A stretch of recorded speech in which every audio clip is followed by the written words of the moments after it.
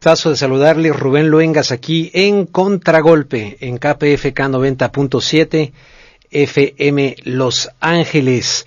No tuvimos en 2 miércoles consecutivos este espacio de Contragolpe porque la estación de KPFK le metió toda la carne al asador para la recaudación de fondos. Entonces tengo entendido que en inglés estuvieron haciendo la convocatoria para poder reunir los dineritos, los fierros, las moneditas que puedan permitir que esta estación pública del sur de California pueda seguir rodando y pueda seguir proporcionando información alternativa a la audiencia tanto en inglés como en español, de vital importancia para una comunidad realmente importante que está deseosa de escuchar puntos de vista diferentes respecto a diferentes temas. Yo viajaba muchísimo antes porque durante un tiempo importante de mi vida estaba yo trabajando acá y mi familia estaba allá en México. Entonces yo me gastaba gran parte de mi salario en tomar el avión y ir a la Ciudad de México porque allá estaba mi esposa con mis hijos. Entonces a veces lo llegué a tomar, fíjese, muchas veces cada fin de semana. Me gastaba una lana sin duda, pero llegué a conseguir una cuestión de Mexicana de Aviación, que ahí la tengo una de millas, pero un chorro de millas que yo estaba guardando para algún viaje así a Europa o algo así, pues ahora ya valió gorro porque Mexicana de Aviación ya no vuela. Entonces, hace poquito vi en el internet, ¿verdad? Creo que fue en mayo cuando subieron al internet un programa en la W Radio de México con Fernanda Tapia, subieron una entrevista que le hicieron al abogado Joaquín Ortega Esquivel. Que Fernanda lo presentó en ese momento como asesor del Sindicato de Personal de Tierra de Mexicana de Aviación, y de repente dije, caramba, sí, yo aquí me quedé bailando con la brocha, ¿no?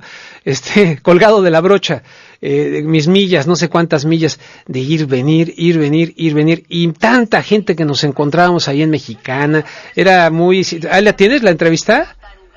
¿La estás poniendo? A ver, vamos a escucharla tantito, ¿la estás metiendo? A ver, vamos a escucharla un poquito. Es mi computadora, es mi computadora. Entonces deja bajarle el volumen. No, yo pensé que la estaba metiendo José Benavides porque la empecé a escuchar, es que aquí la tenía seleccionada. Y entonces sí dije, bueno, verdaderamente sí, hombre, ¿qué pasó con Mexicana de Aviación?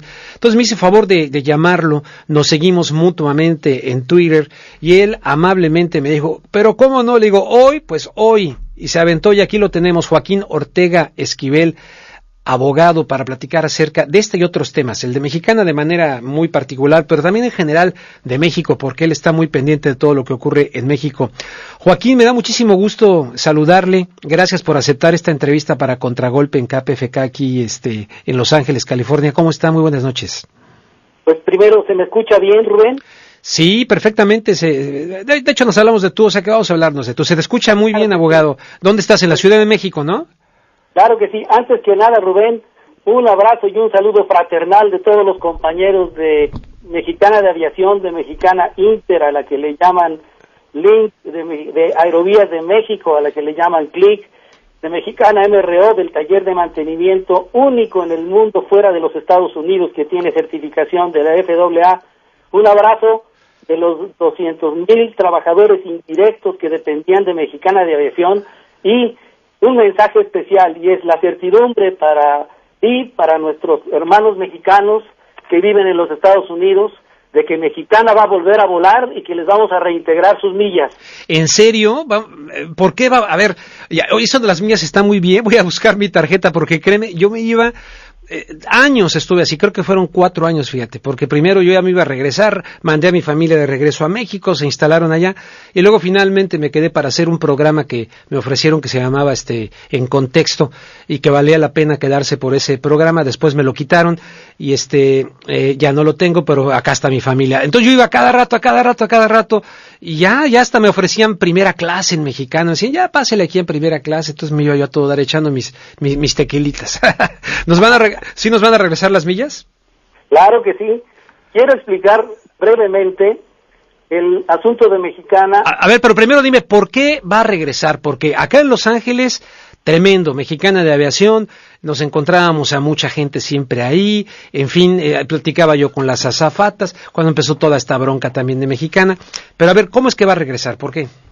Va a regresar porque logramos tener contacto con la Confederación de Federaciones Mexicanas en los Estados Unidos, con los compañeros de la Coalición Internacional de Mexicanos en el Exterior, con una serie de organizaciones de hermanos nuestros que viven en la Unión Americana, y van a empezar ellos a ayudarnos con su voz a exigir que vuelva Mexicana de Aviación, porque tienen derecho, como tú lo tienes, a reclamar del gobierno mexicano una serie de omisiones que cometió la administración anterior, que desde mi punto de vista fueron intencionales. A ver, ¿la administración anterior, la de Felipe Calderón o Fox? Hasta Fox nos podemos ir. Las administraciones anteriores, la de Felipe Calderón y la de Fox, porque el problema empezó con la venta que hizo el gobierno mexicano del Grupo Mexicana de Aviación al Grupo Posadas. Sí. Es una historia que ahí conté un poquito, de manera un poco breve, digamos, un poco sintética en la entrevista que hizo Fernanda Tapia. Sí.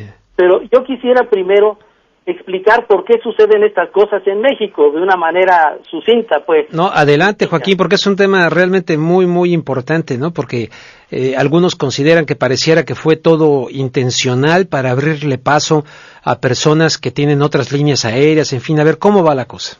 Bueno, quien piensa eso tiene razón, pero explicarlo es lo que me parece sumamente importante.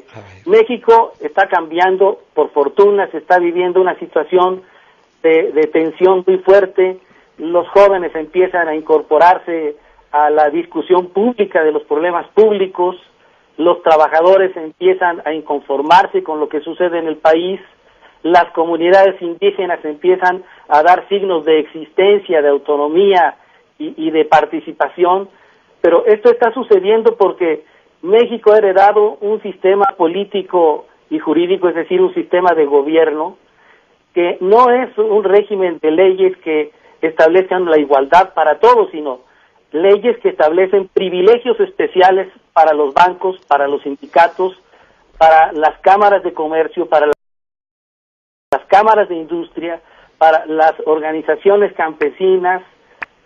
Son regímenes que impiden al ciudadano tener igualdad de condiciones con todos los demás ciudadanos.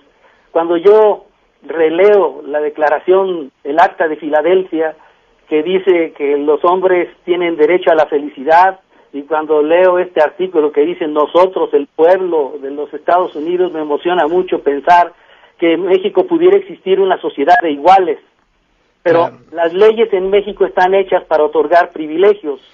Los sindicatos son dueños del trabajo de los trabajadores. Para entrar a una fábrica necesitas pertenecer a un sindicato, y si te sales del sindicato no tienes ascensos escalafonarios, no tienes las prestaciones colectivas que se pagan al sindicato, no tienes derecho a los sistemas de capacitación ni a la propuesta para distintos tipos de prestaciones, y es la razón por la que en Pemex no existe un sindicato independiente, ni puede existir. Los que formaran ese sindicato, aunque lo reconociera la ley, no podrían tener ese derecho. Yo constituí un sindicato en la industria azucarera, en el ingenio del Potrero, en el que los compañeros que lo formaron, que fueron más de 500 de 1,200 trabajadores, desde hace 11 años no tienen un solo ascenso. De modo que el derecho al trabajo es propiedad de los sindicatos que el gobierno reconoce, y no existe ningún sindicato sin reconocimiento gubernamental, aunque existen muchísimos sindicatos que no tienen trabajadores y tienen ese reconocimiento. Oye, Joaquín, pero a ver, aterrizando un poquito todo esto a la cuestión de Mexicana. A ver, vámonos al gobierno de Vicente Fox Quesada. El gobierno de Vicente Fox Quesada ni siquiera supo manejar esta estructura de privilegios en forma adecuada para sostener un estatus de política sustentable. El gobierno de Fox se dedicó a, pienso yo, que estaban conscientes de que era un interinato, y que dijeron, en este poquito tiempo que tenemos, vamos a sacar todo lo que podamos.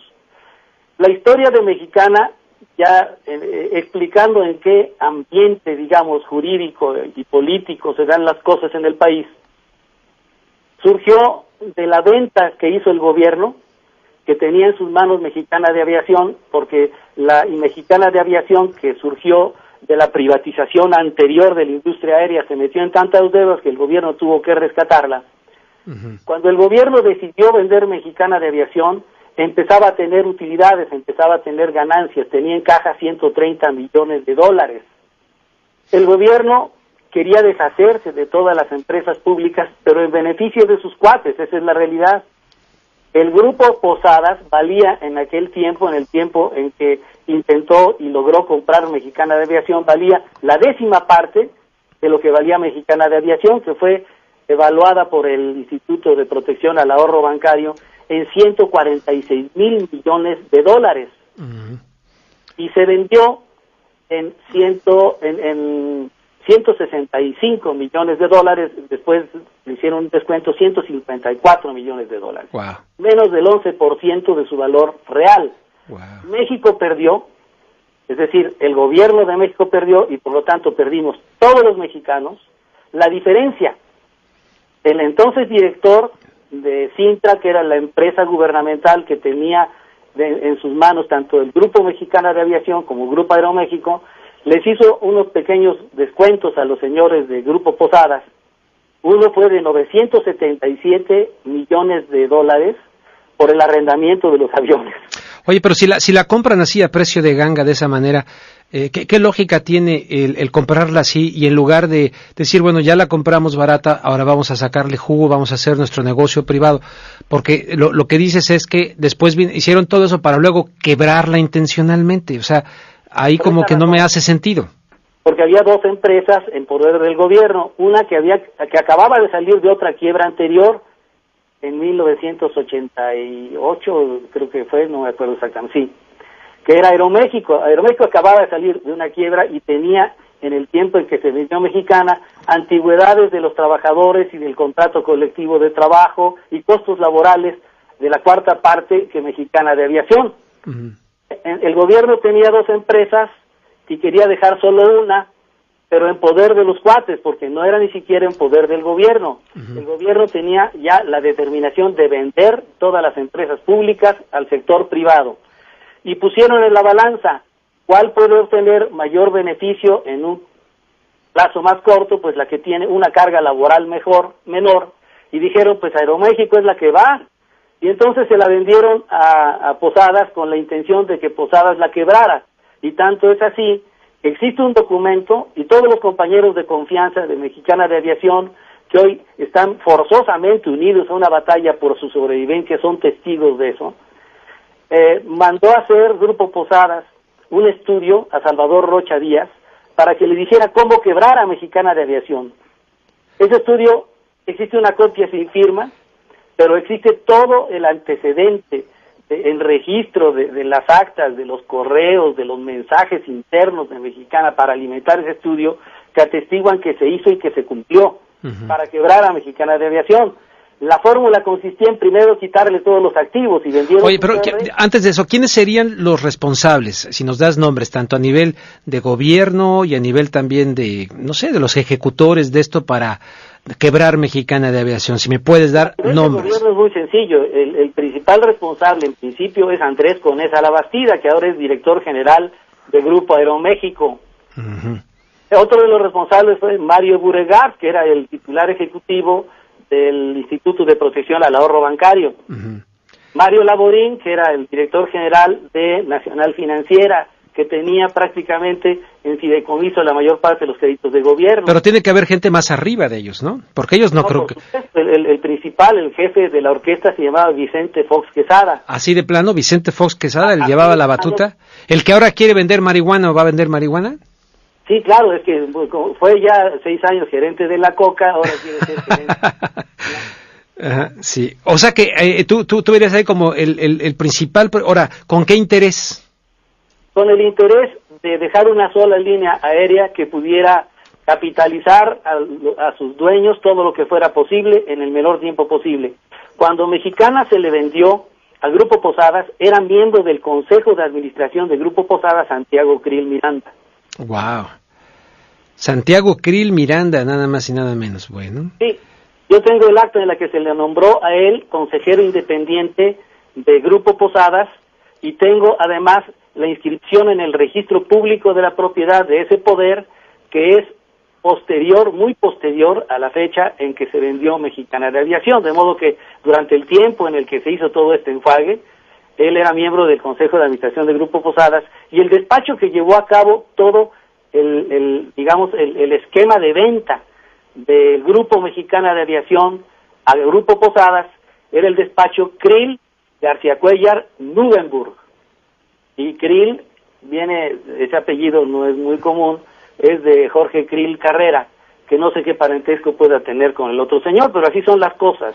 Bueno, oye, y para beneficiar concretamente a qué, a qué nueva línea o a qué nuevos dueños o a quiénes esto de Vicente Fox Quesada. Mira, cuando Mexicana de Aviación dejó de operar, que fue el 28 de agosto de 2010, obviamente Aeroméxico captó prácticamente todo el mercado nacional que Mexicana tenía. En julio de 2010, Aeroméxico tenía una pérdida de 230 millones de pesos. ¿Aeroméxico o Mexicana? Aeroméxico. Y en diciembre de 2010, Aeroméxico tenía una utilidad de 230 millones de pesos. Ajá. Es decir, saber quién fue el que ganó con todo esto es muy sencillo.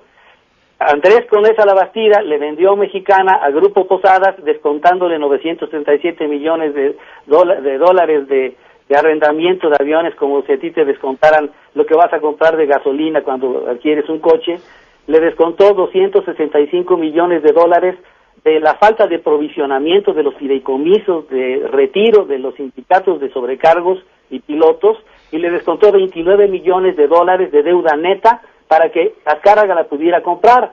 Sí. Y con esta compra... Azcárraga, hay que decir a la gente aquí, por quien no te refieres a Emilio Azcárraga, el de la televisión, te refieres a Gastón Azcárraga, ¿no? Me refiero a Gastón Azcárraga Andrade. ¿Quién es este Gastón Azcárraga? ¿Qué es de los Azcárraga de la televisora? Al parecer es un primo segundo. Es un primo segundo. De Emilio y del Tigre. Y entonces, compra Mexicana, cuando la compra Mexicana, ¿la compra ya pensando en quebrarla? ¿Él mismo? Yo estoy convencido de eso porque Andrés Conesa vendió la torre de Mexicana al grupo Fibramex en 40 millones de pesos, cuando el valor catastral de la torre era 120 millones de pesos. Uh-huh. El valor catastral, no digamos el valor comercial. Sí. Es decir, ya la idea era dejar a Mexicana de Aviación sin activos. Uh-huh. Lo primero que vendieron fue la torre. Después le sacaron 98 millones de pesos en una autocompra de acciones que con dinero de Mexicana vendió administradora profesional de hoteles a Grupo Mexicana para constituir un fideicomiso de un supuesto beneficio accionario en favor de los trabajadores, que ahí sigue en manos de ICSE, pero por lo pronto le sacaron 98 millones a Mexicana. Después escindieron a Mexicana de Aviación en 7 empresas, uh-huh, de las cuales vendieron 4 a el grupo Salinas, al grupo Electra, porque esas 4 empresas se llevaron todo lo que era la pérdida fiscal de Mexicana de Aviación, y quien la cobró fue Azcárraga, el nuevo grupo aeronáutico. No solo Azcárraga, para este tiempo Azcárraga compró la empresa, uh-huh, pero no vamos a culparlo solamente a él. Estaba Ángel Lozada, el dueño de la cadena gigante, del Office Max, el dueño de Tox, etcétera, etcétera. Estaba Juan Gallardo Turlow, tristemente célebre por los acuerdos paralelos al Tratado Norteamericano de Libre Comercio, que tiene al borde de la quiebra de la industria azucarera mexicana, porque el gobierno de los Estados Unidos se obligó a comprar todos los excedentes de azúcar que tuviera México a cambio de un permiso de importación permanente de alta fructosa que está a punto de llevar a la quiebra a la industria azucarera nacional. Juan Gallardo Turlow también era accionista de Mexicana de Aviación, y era accionista también de Mexicana de Aviación Laura Díez Barroso, uh-huh, eran accionistas los Adman, la familia Adman, y era accionista ICSE Banco, del que también es accionista el señor Carstens, y del que es accionista Javier, el hermano del secretario de Comunicaciones desde el ABC, Javier Molinar Orcasitas. Wow, o sea que todo quedó entre familia. Todo quedó entre familia. Wow. Y además, cuando ya ese plan estaba en marcha, se vendió a Aeroméxico, que tenía un tamaño de la tercera parte de Mexicana de Aviación, en 3 veces mayor valor de lo que se vendió Mexicana, a Banamex. Uh-huh. Oye, yo me había quedado hace algún tiempo en que anunciaron los periódicos que ya había un comprador, que el juez ya había dicho que sí, más o menos por ahí. ¿Quieres saber cómo están las cosas ahorita en Mexicana? Ahorita te platico. A ver. Mira, el concurso mercantil de Mexicana fue la culminación de este proceso, digamos, de esta conspiración de los ricos y del gobierno de México contra 8.620 trabajadores directos, 200.000 indirectos, y contra la aviación del país. Pero este concurso mercantil se inició con la negativa que hizo el gobierno de México de otorgar un nuevo crédito a Mexicana de Aviación, que no era ni siquiera un crédito, sino era una garantía en acciones gubernamentales para que ellos pudieran comprar otro nuevo crédito, porque ya no le podían pagar a Banco Nacional de Comercio Exterior un crédito que les dio a Mexicana, empeñando todos los bienes que Mexicana tenía como garantía, sus aviones, sus motores, sus terrenos, sus bienes inmuebles y todo lo que le entraba a Mexicana por venta de boletos, y no podía pagar tampoco la deuda que le endilgaron con Banco Mercantil del Norte, con Banorte. Sí, oye, perdón, ahorita que dijiste eso se me ocurrió, ¿dónde están todos esos aviones y todo eso en los que volábamos, íbamos y veníamos? ¿Quién los tiene? ¿Están parados o qué? Bueno, había nada más 9 aviones propiedad de Mexicana. ¿Nada más 9? ¿Los otros eran arrendados? Eran arrendados, sí. Y las arrendadoras ahorita están buscando cómo colocar los aviones.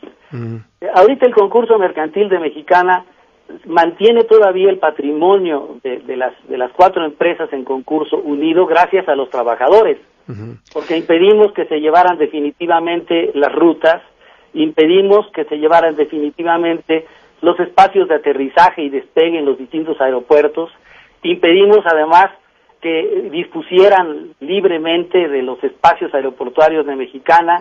Hemos impedido de alguna manera con nuestros emplazamientos de huelga y con nuestras demandas que desintegren el patrimonio de la aerolínea, pero el concurso está ahorita ya a punto de terminar. El gobierno ha estorbado, no me refiero a este gobierno, porque este gobierno todavía no interviene de esta manera tan abierta en este tipo de cuestiones. El gobierno anterior amenazó a los inversionistas. Nosotros acompañamos a un grupo que se llamaba TG Group. A ver, vamos a repetir esto. El gobierno anterior, o sea, el gobierno de Felipe Calderón, sí, amenazó a los inversionistas, o sea, buscando que quedara en el cadáver sí, Mexicana de Aviación y que no pudiera regresar la línea aérea. Exactamente, mira, la mecánica fue muy sencilla. El Grupo Posada se encargó de dejarle a la empresa que prestaba los servicios, a las 3 empresas que prestaban los servicios de transporte aéreo, todos los costos, y se llevó para el nuevo grupo aeronáutico, que eran ellos, todas las utilidades. Es un poquito lo que está pasando en Aeroméxico. Yo acabo de ver la demanda de revisión del contrato colectivo de trabajo de los sobrecargos, y presentan unas cuentas de Aerovías de México de ruina. Sin embargo, presentan unas ganancias ante la Bolsa de Valores de más de 1.800 millones de pesos. O sea, ¿también quieren tronar a Aeroméxico? Pues yo creo que sí. ¿Tú crees que sí? ¡Guau! Yo creo que sí, desgraciadamente. Aeroméxico tiene 14,000 trabajadores y no abarca la cantidad de aviones ni de rutas que tenía Mexicana con 8.620.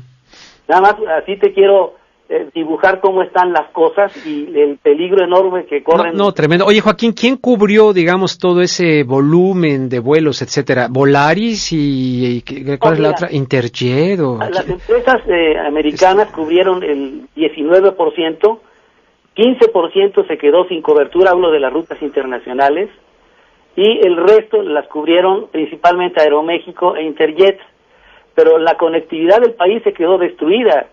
Platicando con los compañeros de la Confederación de Federaciones Mexicanas, me decían que ellos podrían demandarle al gobierno de México por sus omisiones daños y perjuicios archimillonarios, porque una persona que tiene que viajar, por ejemplo, de Sacramento a la Ciudad de México tiene que irse hasta Texas y hacer 2 transbordos. Están las cosas mal, la conectividad del país está mal, cayó 3 lugares en su nivel de recepción turística, hay localidades que están completamente abandonadas al turismo, está Chetumal, está Puerto Escondido, está Aguascalientes, en fin, una serie de ciudades en el completo abandono, todo en beneficio de que ganen los cuates. O sea que volviendo al tema de que Felipe Calderón estuvieron intimidando, amenazando inversionistas, ¿no? ¿Para que ganen los cuates? Eso para que Mexicana no vuelva a volar. Para que no vuelva y sí. Están ganando los cuates. Acuérdate que el presidente del Consejo de Administración de Banamex se llamaba Javier Arrigunaga Gómez del Campo, y que el que controlaba, el que era dueño, el que controlaba la inteligencia financiera de México en la Comisión Nacional Bancaria tenía de apellidos Gursa Gómez del Campo. Sí, me suenan todos esos nombres, pero la verdad está en que algunos no los ubico, pero sí me suenan mucho. No, pero si ubicas un apellido común, Margarita Zavala Gómez del Campo era la esposa del presidente. ¿Cómo no? Claro, que en el libro último de Anabel Hernández, ahí narra por ahí algunos episodios donde pareciera que se quiere aventar a la presidencia esta Margarita después de Peña Nieto. Bueno, y ahí se la van llevando, ¿no? Que veas que lo que digo que es para beneficiar a los cuates es verdad. Sí. Es verdad.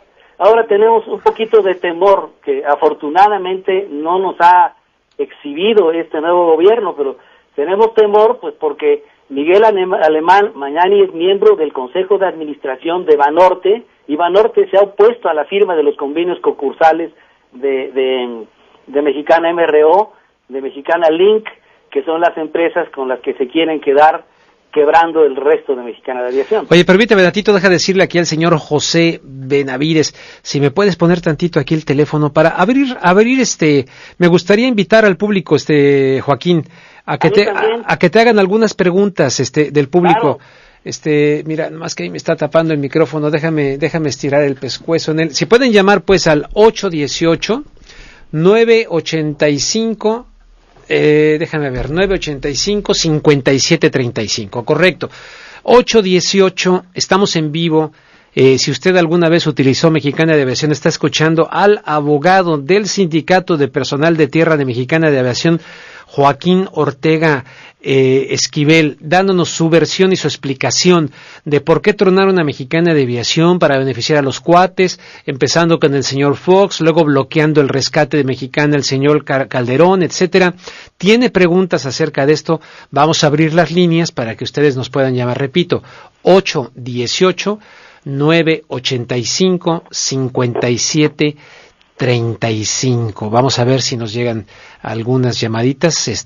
En cuanto empiecen a llegar las llamaditas, ¿ya llegaron? Me dice que que todavía no llegan, dice José Benavides. Entonces, si llega por ahí alguna que quiera hablar de este tema, pues le pasamos la pregunta al abogado Joaquín Ortega Esquivel.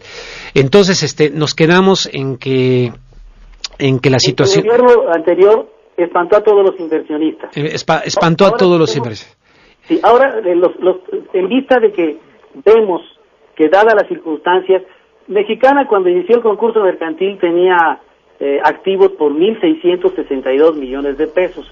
Ajá. Hoy tiene activos tangibles escasamente de 600 millones de pesos porque ha tenido que estarse vendiendo prácticamente todo lo que Mexicana tenía para pagar los espacios aeroportuarios en los Estados Unidos, para pagar el arrendamiento de espacios aeroportuarios que en México todavía se tienen, es decir, en detrimento de lo que debería servir de pago a los trabajadores, se han venido manteniendo lo que Mexicana necesitaría para sobrevivir, porque para nosotros lo más importante no es lo que Mexicana pueda pagar como liquidación y que puede durar 3 o 4 años, sino que es no solamente una fuente de trabajo, sino una familia laboral ejemplar que rescató a México de ser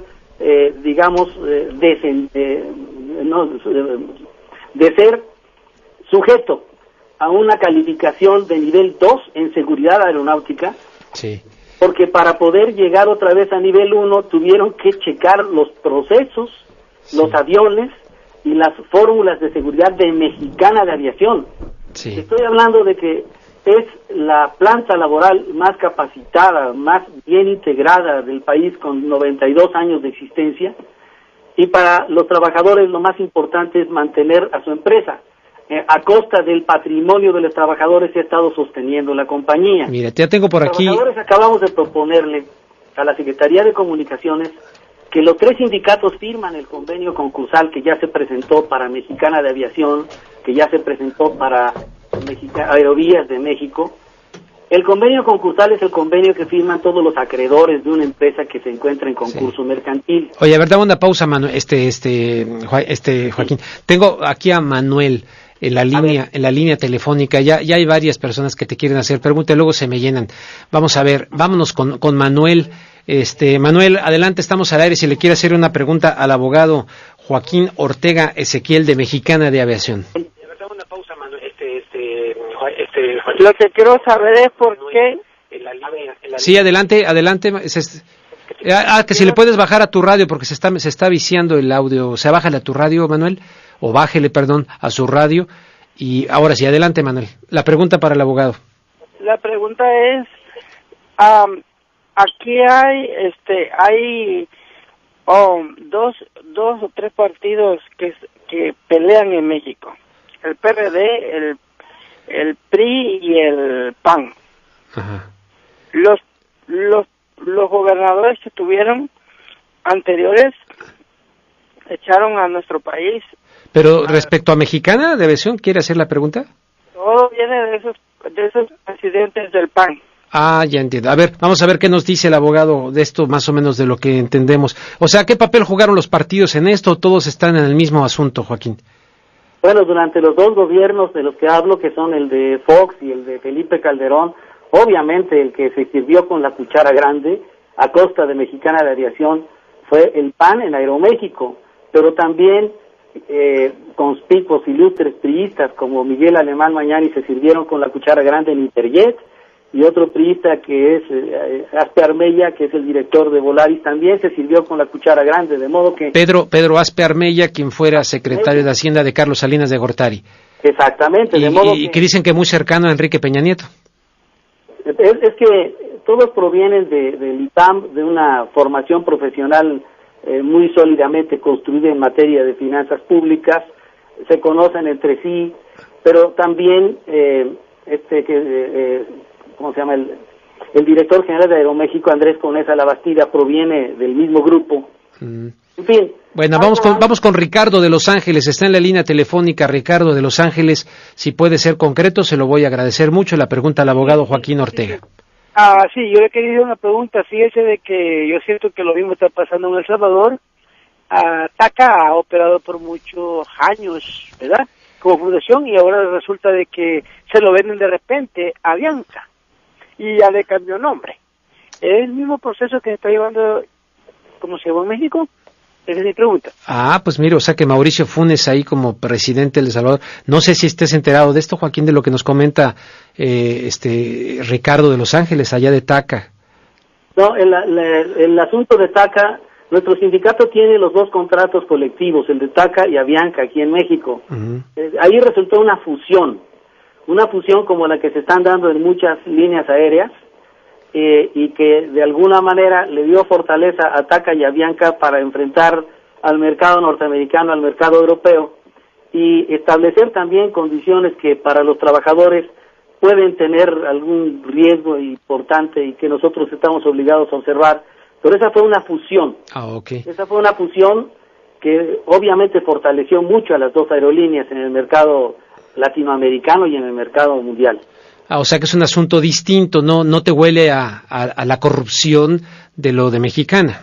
No, para nada, no tiene nada que ver. Nada que ver. Me parece más lo que sucedió con líneas aéreas argentinas antes de que llegara Cristina Kirchner. Me parece muy bien, porque yo tengo muy buena opinión, independientemente de que al llegar a la presidencia Mauricio Funes en El Salvador, o se dio cuenta o ya sabía, no sé, que la cosa está difícil para hacer las cosas que él, estoy seguro que quisiera haber hecho, pero hasta donde yo sé es una persona correcta, honesta, Mauricio Funes. Tenemos a Lorenzo, no sé dónde ande Lorenzo, aquí no me pusieron dónde está Lorenzo, pero adelante Lorenzo si quiere preguntarle al abogado Joaquín Ortega Esquivel.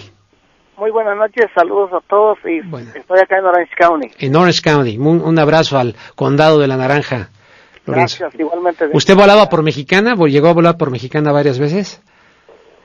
Sí, llegué a volar. Entonces mi pregunta directa es si en realidad ya tienen un plan ahí entre los empleados, ex empleados de Mexicana, para llevar a cabo una demanda contra el gobierno mexicano, porque es lo que se merecen por por la mafia que están moviendo siempre en contra de la población, en contra de todos los empleados, de muchas empresas, no nada más de... No nada más de Mexicana, tiene razón. No, eso existe en todos aquellos sitios donde se dice que son empresas públicas, como la SAOB, la SAR, la Comisión Federal, todo eso existe la mafia. Entonces, su pregunta concreta es si va a haber alguna demanda en contra del gobierno o ya la hay. A ver, Joaquín Ortega, adelante.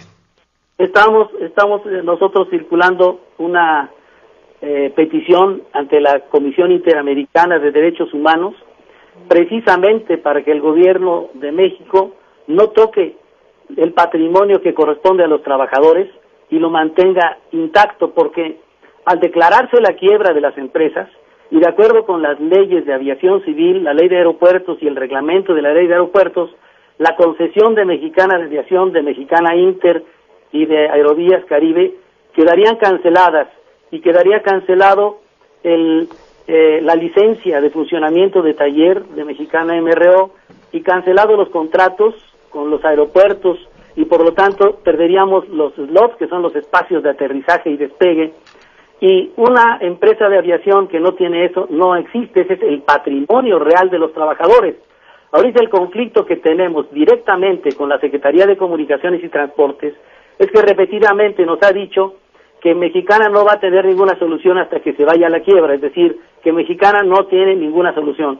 Pero nosotros presentamos un proyecto de plan de negocios en el que los trabajadores tienen dos opciones. Una, exigir el pago o pronto pago o pago anticipado de adeudo laboral que tienen las empresas con nosotros, que a la fecha actual son 14,000 millones de pesos, y simplemente queremos que nos paguen parte de ese pasivo laboral, con lo que con la quiebra se perdería, y perderíamos por lo tanto la fuente de trabajo, y se perderían para el país la enorme penetración que Mexicana tiene en territorio norteamericano por las designaciones de ruta derivada de los convenios bilaterales que tienen 92 años de antigüedad, y se perdería la posibilidad realmente de mantener una fuente de trabajo e incluso la posibilidad de liquidar a los trabajadores.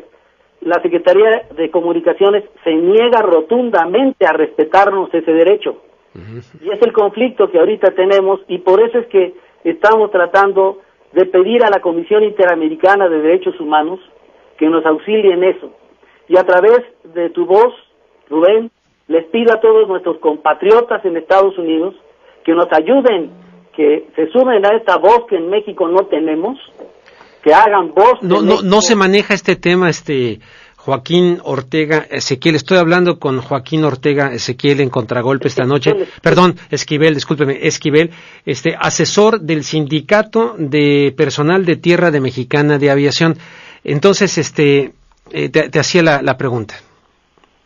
Sí, les decía que la Secretaría de Comunicaciones y Transportes nos está estorbando nuestro plan de negocios. El gobierno de México está obligado, conforme a la Constitución Federal, conforme al artículo 25 de la Constitución, a concurrir con el sector social de la economía para el desarrollo del país, y se está negando a hacerlo. Lo que le pedimos es muy sencillo, que autorice la transmisión de las concesiones, de los contratos, de los slots a los trabajadores. Los trabajadores nos hacemos cargo de la empresa, que nos otorgue un crédito que no va a ser pagado en menos de un año, porque Mexicana de Aviación tenía ingresos de 200 millones de pesos mensuales. De 200 millones de pesos mensuales. Así es, para poder reflotar la empresa y para poder mantener nuestra fuente de trabajo. Y la Secretaría de Comunicaciones se niega rotundamente. Se niega rotundamente. Bueno, tenemos aquí a Antonio de Riverside. Antonio, adelante, buenas noches. Estamos con el abogado Ortega Esquivel. Sí, hola, ¿qué tal? Buenas noches. Disculpe, una pregunta. Como dijo hace rato de que los que tenían que volar de Sacramento, no podían volar de Sacramento a la Ciudad de México directo, sino que tenían que ser desvío, ¿uno como usuario puede demandar al gobierno mexicano por esa transacción que hicieron fraudulenta?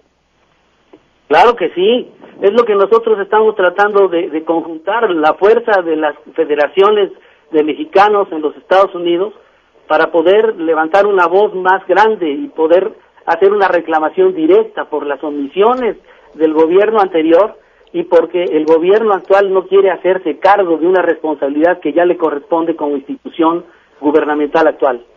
Ya me acordé que te iba a preguntar, Joaquín, que se me fue. Ahora sí que se me fue el avión hace rato. ¿Cómo se comportan los medios mexicanos, televisión, radio? Yo vi ahí que Fernanda Tapia, quien estimo, coincidimos trabajando hace muchos años en Radio 1000. Le mando un fuerte abrazo a Fernanda Tapia. No sé si se acuerde de mí, supongo que sí. Bueno, pero fuera de ella, yo no veo mucho el tema en los medios electrónicos de México. ¿Es así o me equivoco? No, es así, y es natural porque te platicaba que parte de las cucas que le llaman, o las pérdidas fiscales de Mexicana, Grupo Electra se quedó con ellas, y en el caso de Televisa, bueno, son parientes, aquel que estamos acusando y el dueño de la gran empresa, y en el caso de los demás medios, pues realmente no han puesto interés, excepto La Jornada. Yo tengo que darle las gracias públicamente a Miriam Paredes, que ha seguido el asunto de Mexicana, a Rosario Avilés, que es nuestra compañera, que ha tenido una enorme simpatía con nosotros, porque no solamente han seguido nuestra tragedia, sino que nos han proporcionado todo el auxilio que ha sido necesario, pero el resto, de verdad, estamos completamente acallados, no se escucha nuestro punto de vista en ninguna parte. Pues qué pena. Bueno, pues este espacio está abierto aquí, Contragolpe, en KPFK, en los Estados Unidos, Joaquín, para que le demos un seguimiento a todo esto. Tenemos a Martín de North Hollywood. Nosotros estamos precisamente aquí es North Hollywood, ¿verdad? Sí, ¿verdad? Correcto. Bueno, Martín, adelante, te escuchamos. Buenas noches. Buenas noches. Adelante, aquí está el abogado. Me gustaría hacerle una pregunta aquí. Este grupo de empresarios, el Consejo Coordinador Empresarial, parece que tomó Aeroméxico, ¿no? Cuando estaba José Luis Barraza. Este grupo en el 2006 pues benefició bastante a Felipe Calderón en su elección allí, ¿no? Favoreció bastante, metió bastante dinero en los spots comerciales a favor de Felipe Calderón. Entonces, al parecer, el Consejo Coordinador Empresarial agarra a Aeroméxico. Sí, efectivamente, José Luis Barraza es director de Aeroméxico, y efectivamente fueron donadores para las campañas del PAN de los dos sexenios interinos, todos estos personajes siniestros de los que estamos hablando. Lo que nos da mucho miedo es que también hubo donativos fuertes en este gobierno, que esperamos que no tenga esa gratitud a costa de la mayoría de los trabajadores del país y de la economía de México y de la soberanía por sus cielos. Pues dice que el dinero es la leche materna de la política, entonces pues ahí están succionando duro, ¿no?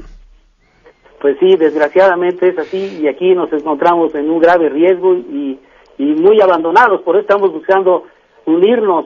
En Estados Unidos hay 6 veces más trabajadores asalariados mexicanos que en México. Wow. Es la realidad. A ver, repíteme ese dato, me dejaste frío. Bueno, son 32 millones de trabajadores legales, 12 millones de trabajadores que están a punto de constituir, digamos, un derecho de legalidad de estancia, y en cambio en México pues tenemos asalariados, cuando mucho 8 millones de trabajadores que... Oye, en general, Joaquín, ¿cómo ves México? Tú y yo interactuamos mucho ahí en Twitter, me mandas temas así muy tremendos, comentarios. ¿Cuál es tu diagnóstico en general, ya al margen de lo de Mexicana, de México, y si tú ves alguna esperanza, pues, o quienes no creemos mucho en esto de la partidocracia, ¿verdad? Pues no sé, yo siento que mientras no haya un despertar de la conciencia más general, pero dices tú, empezaste este programa muy optimista, ¿no? Jóvenes, comunidades indígenas, en fin, pero en general, ¿cómo ves México? Porque yo decía, la corrupción en México se ha venido coagulando en las arterias del país, y por eso el país le están dando varios infartos. Esperemos que no llegue uno ya mortal, ¿no? La corrupción es algo consustancial al sistema, porque el sistema establece privilegios y los privilegiados venden como favor la vida cotidiana del ciudadano común. Tiene que comprar uno el favor del poder para existir, y ahora esto se ha extendido, desgraciadamente, de lo que es en realidad una corrupción legalmente organizada a una corrupción ilegalmente organizada. Una corrupción legalmente organizada, es tremendo ese concepto, muy bueno, sí. Pero es la realidad. Es la realidad, sí, es absoluta. ¿Y le ves salida? Pero la gente en México está despertando. ¿Sí está despertando, en serio? Sí, los jóvenes están despertando, las comunidades indígenas con el favor, digamos, de los tratados internacionales y de esta inclusión indispensable de México en el mercado mundial, están despertando. Hay una mayor conciencia ética, sobre todo, en ciertos sectores de la población, que está defendiendo al país, en zonas donde uno creería que solamente hay criminales, que no quiero decir cuáles son, todos sabemos cuáles son. Hay organizaciones en las que la gente está luchando dignamente por un salario de hambre, pero que les permite una vida éticamente correcta, una vida de ciudadanos y no de delincuentes. Yo lo veo todos los días peligramos los que estamos en México tratando de sostener una moral distinta, pero creo que todavía tenemos oportunidad porque cada vez somos más. Y ahora que regresen nuestros compañeros que no han podido regresar al país porque estaban ilegalmente allá, van a ser 12 millones más de gente que aprendió a vivir en una sociedad en la que existe la libertad que tú tienes y que nosotros no tenemos. Bueno, yo déjame decirte que por acá no creas que las cosas andan en cuanto a corrupción y en cuanto a democracia misma y en cuanto a muchas cosas. A veces estando en México tal vez se idealiza lo que pasa por acá, pero muchas veces conociendo más a fondo, no te creas. Yo he visto tus programas, he visto tus denuncias puntuales, de la realidad de las cosas. Todos sabemos que cuando empieza a haber la impotencia de un sistema para sobrevivir, se generan toda esa cadena, pues, de conductas indebidas y de corrupción organizada también. Pero México, de veras, es algo ahorita muy difícil de sobrevivir. Y estamos los mexicanos haciendo lo posible por lograrlo. Yo espero que este gobierno, que al menos tiene oficio de gobernar y alguna sensibilidad política, entienda que no puede continuar las cosas como están. ¿Qué es lo más difícil, ya para terminar, porque quiero presentar aquí fragmentitos de un documental nada más para que... ¿Qué es lo más difícil para ti? O sea, y tu comentario final, tu convocatoria a los mexicanos acá de este lado que siguen queriendo México, que tienen familia allá en Michoacán, en fin, tu comentario final. Son dos convocatorias para nuestros hermanos que viven allá. Una, que nos ayuden a organizar las familias que están aquí para que busquen acuerparse y tener una organización propia que los defienda de lo que pasa en nuestro país. Nosotros les ayudamos. Que nos ayuden allá a publicar lo que en México sucede y que en México no puede publicarse, y que cuenten absolutamente con todos los mexicanos de buena fe para apoyar las batallas que libran allá contra lo que se les enfrente a los proyectos de vida que legítimamente tienen derecho a llevar adelante.